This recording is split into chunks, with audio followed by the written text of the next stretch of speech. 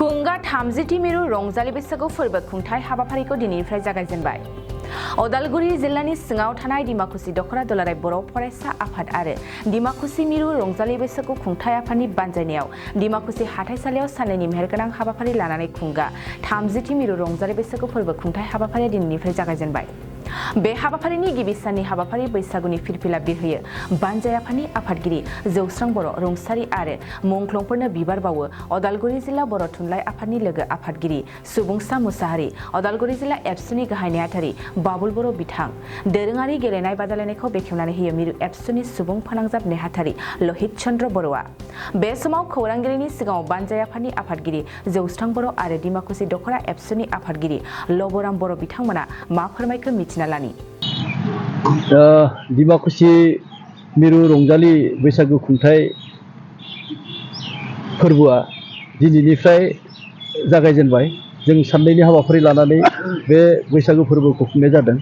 दिनैनि सेथि हाबाफारि हिसाबै जों फिरफिला बिरहोनाय आरो जोंनि माहारिनि थाखाय बर' माहारिनि थाखाय जायफ्रा हारिमुवारियानो होन बा बायदि बिथिंनि बर' माहारिनि दुखु जारला समाव फोजाखांबोनाय जि रुंसारि जालांबाय बिथांमोनजों लोगोसे बड'लेण्ड सोमावसारनायाव मुंख्लं जालांनाय बिथांमोनखौ बिबार बावनाय हाबाफारि फोजोबखांबाय। दायो जोङो दोरोङारि गेलेनाय बादायनाय जागोन। बे गेलेनाय बादायलायनायनि फोथारखौबो जोङो बेखेवबाय। दिनै हाबाफारि हिसाबै दोरोङारि गेलेनाय बादायनाय दङ। बेजों लोगोसे बैसागो जेवजा मोसानाय, खाम दामनाय, सिफुं सुनाय, सेरजा हुनाय बे बादायनाय दङ। आरो गेलेनायनि बेलायाव गोदो गोदायनिफ्रायनो सोलिबोबाय थानाय खोब खम समनि गेजेरावनो जोबनानै थांनाय आइजोफोरनि दिरुं बोनाय, बेजों लोगोसे दावब' आथिं थाबायनाय, बेनिफ्राय खर'आव दैहु लानानै बादायनाय, थाबायनानै बादायनाय, बेबायदि बादायनायखौ जों दिनै लादों।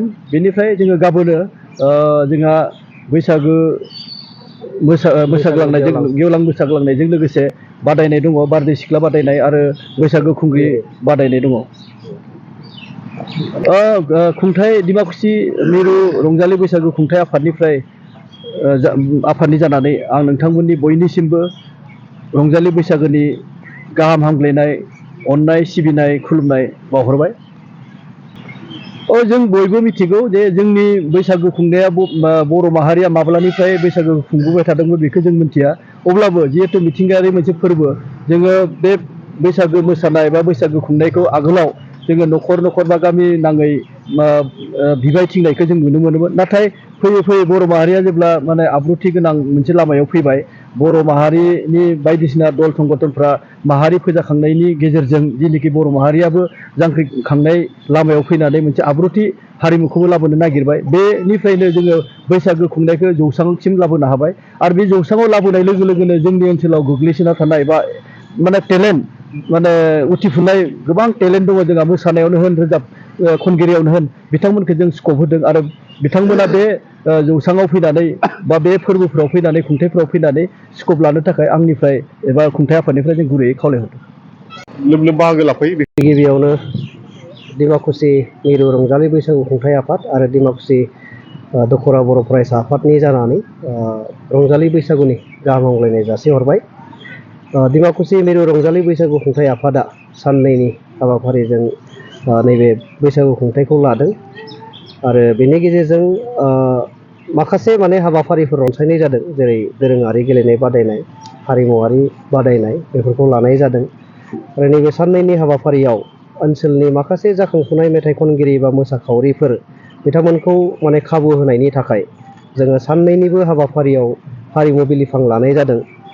गाबोनो जोङो मेथाइ खनगिरि हांख्रायदों। नाथाय दिनैनि मोनाबिलियाव जोंनि डिमाकुसि ओनसोलाव जेसेबांखिनि जाखांफुनाय मेथाइ खनगिरिफोर दङ बिथांमोनखौ जोङो हांख्रायदों। मोसाखावरि बिथांमोनखौ जोङो हांख्रायदों, जाहाथे नैबे मोनसे जौस्रांनिफ्रायनो बिथांमोना फैबाय थानाय समाव साफा साफा मोजां मेथाइ खनगिरि आरो मोसागिरि जाहैनो हायो, बेखौ मिजिंथिनानै जोङो नैबे हाबाफारिखौ लानाय जादों। आरो बेनि गेजेरजों आङो बयखौबो खावलायनो सानदों, डिमाकुसि दखरा बर' फरायसा आफादनि जानानै, जे दिनैनि जोंनि साननैनि हाबाफारियाव जाहाथे बयबो बादायारिफोरा बाहागो लाफैगोन, रायजो राजाफोरा लैहोर लैहोर फैनानै जोंजों हेफाजाब होफैगोन। मानो होननानै बुङोब्ला रंजालि बैसागुआ बर'फोरनि मोनसे एंगारनो हायै फोरबो।